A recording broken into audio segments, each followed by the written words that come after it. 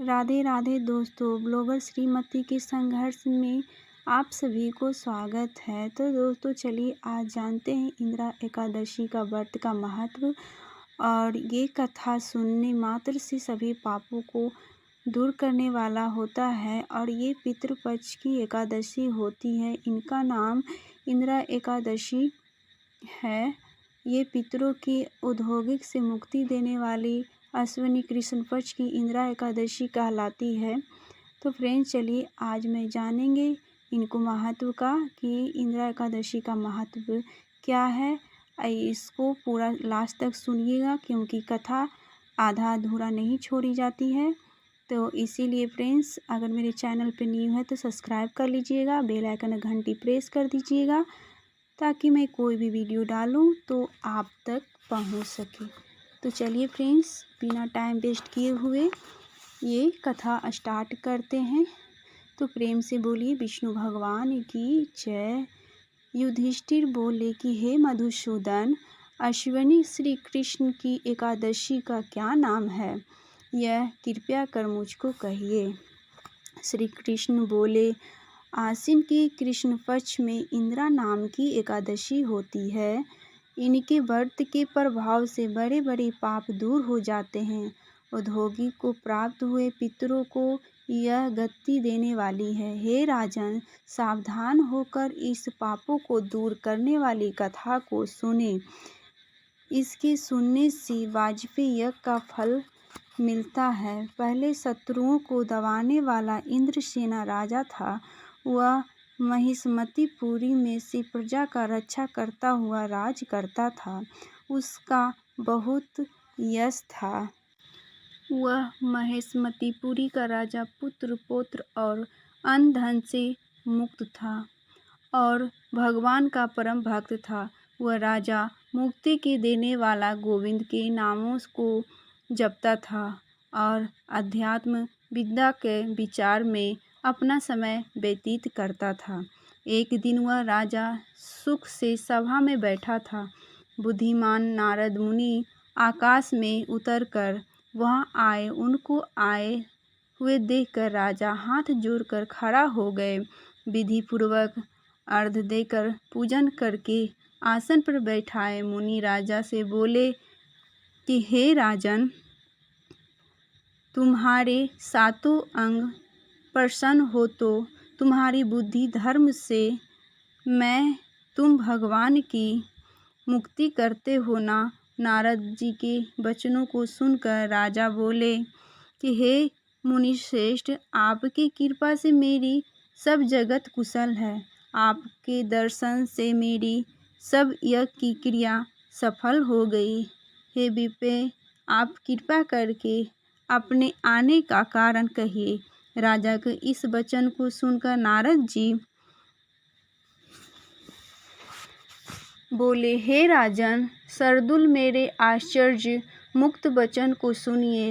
हे पुरुषोत्तम, मैं ब्रह्मलोक में यमलोक में गया। यमराज ने मुक्ति से भरा पूजन किया, सुंदर आसन पर बैठाया। धर्मात्मा सत्यवादी यमराज की मैंने प्रशंसा की। बहुत पुण्य करने वाले तुम्हारे पिता व्रत में विघ्न पड़ने के कारण यमराज की सभा में रहते हैं। उनको मैंने देखा है। हे जनेश्वर, उन्होंने संदेश कहा है।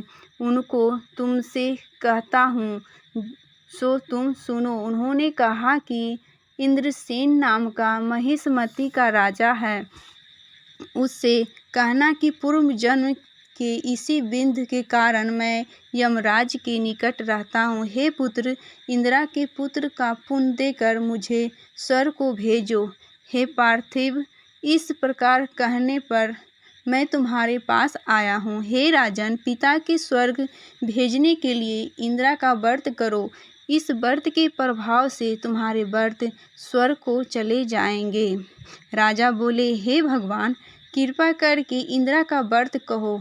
किस विधि से किस तिथि में करना चाहिए। नारद जी बोले, हे राजन, मैं इस व्रत की सुंदर विधि कहता हूँ।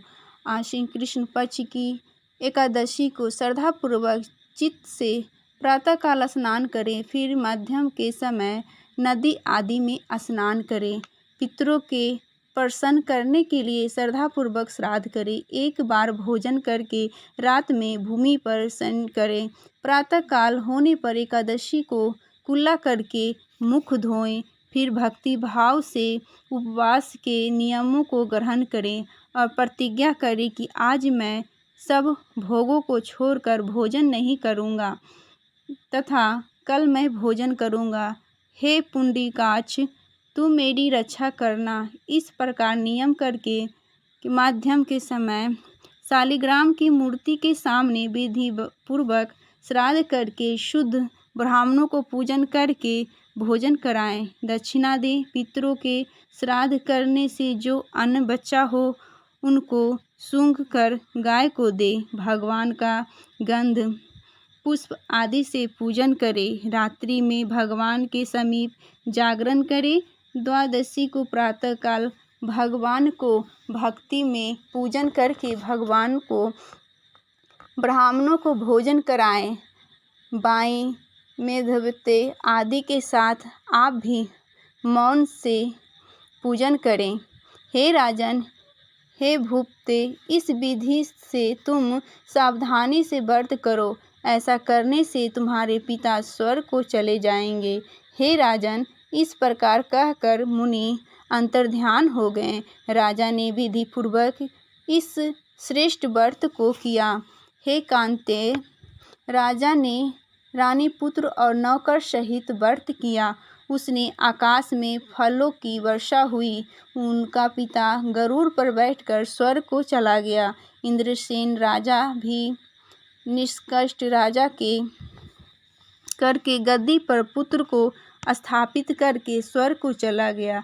इस इंदिरा एकादशी के व्रत का महत्व मैंने तुमको कहा। इसके पाठ करने व सुनने से मनुष्य सब पापों से छूट जाता है।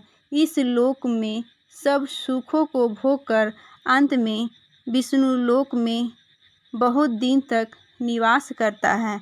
तो फ्रेंड्स, इसी तरह का ये कथा था इंदिरा एकादशी का, जो कि पितृ को मोक्ष देने वाली एकादशी ये होता है। तो इसीलिए ये एकादशी पितृपक्ष में पड़ता है। तो फ्रेंड्स, कैसा लगा ये कथा, और मेरे चैनल को सब्सक्राइब कर लीजिएगा और बेल आइकन घंटी प्रेस कर दीजिएगा ताकि मैं कोई भी वीडियो डालूं तो आप तक पहुंच सके।